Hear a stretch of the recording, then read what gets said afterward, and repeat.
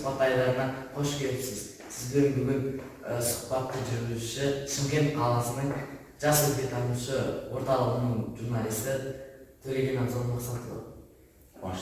Руслан аға, өнер жолына қалай келдіңіз? Актерлік мамандықты таңдауыңыздың сыры неде? Жалпы негізі өнер жолында айтып жатады ғой басқа бір әріптестер жастайымнан армандадым дейді. Арманыма жеттім деп, бірақ менікі аяқ астынан келген жайым бар негізі. Басында әскери адам боламын деп армандайтын тұғым. Енді осы жерде Шымкент қаласында Суворовский школада оқығам. Содан кейін ары қарай жоғарғы оқу орнына түсірім алғаннан кейін ауылда қалып, біздің ауылда мен өзім Жетісайдың тумасымын, сол Жетісайда кішігірім емес, кәдімгі профессиональный үлкен театр бар, драма театр. Сол жерде сахна жұмысшысы болып жұмысына кірдім, жүрмейді. Содан кейін актерлық шеберлікке, жалпы негізі театрға өзім қызығушылығым арттырып, осындай аяғысын келген жайы бар. Сіз қай өңірде дүниеге келдіңіз? Отбасыңызда өнер адамдар бар ма? Отбасымда өнер адамдар жоқ. Өзім Мақтаарал ауданы Жетісай қаласының тумасымын. Сол жерде туылып өскенмін. Бала кезіңізде нені армандадыңыз? Өнер адамы болу бала күнгі арманыңыз ба? Жаңа мен айтып кеткендей, негізі басында мен әскери адам боламын деп армандайтынмын. Сол аяқ астынан осындай өнер жолына келгеніме өзім де өкінбеймін. Жұмат Шайын атындағы Қазақ академиялық драма театрында қандай тұлғалардың рөлдерін сомдадыңыз? Ең алғаш театрда ойнаған рөліңіз қандай?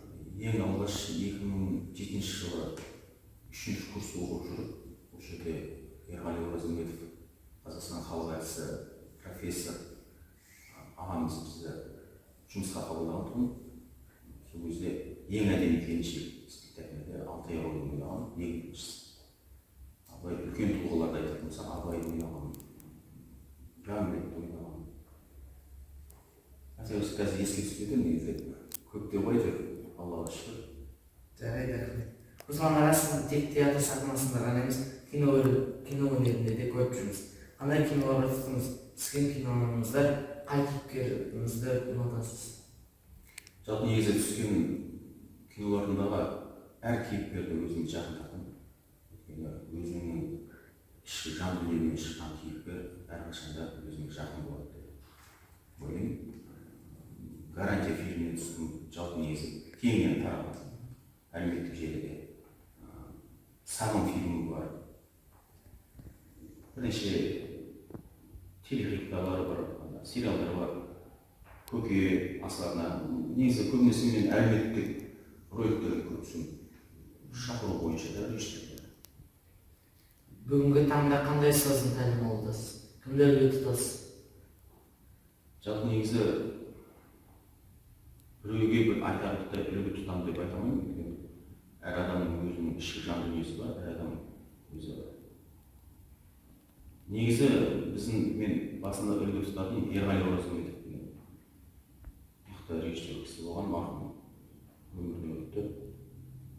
Халық әртісі, режиссер, профессор, академик. Сол кісіден тәрбие алып, сол кісіге тұлға ретінде еліктейтін тұғымыз. Отбасыңыз туралы ой өтіңіз. Балаларыңыздың өнер адамы болған қалайсыз? Жалпы негізі менде бір қыз, екі ұл бар. Егер негізі мен өзім қаламаймын. Егер өздері болашақта боламын деп жатса, оларға тосын қоямаймын да, шектеу қоймаймын. Бүгінгі жастарға көңіліңіз тола ма? Әрі жастарға айтар тілегіңіз қандай? Жалпы негізі егер актер боламын десе, қандай мамандық болатын болса, Абай атамыз айтып кеткендей, қазақты негізі білімсіздік құқтап дейді.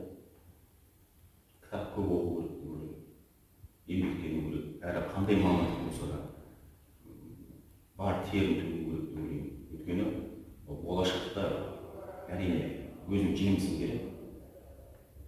Егер өнер адамы боламын десе, көбісі ойлайды, өнер адамы болатын болса, басқа мамандықты оқымау керек деп. Жоқ, қателеседі. Негізі өнер адамы болу үшін мамандықтың бәрін білу керек. Өйткені әртүрлі образ ойнайды. Мысалы, дәрігер ойнау керек, олардың да сәл несін білу керек деген сияқты. Сол үшін болашақ басқа қандай мамандық болатын болса да көп оқу керек.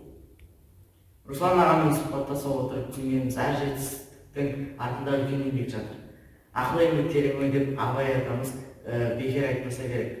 Қызығы мен қиынды қатар жүретін актерлік мамандықта үлкен жауапкершілік артылатынын байқадым.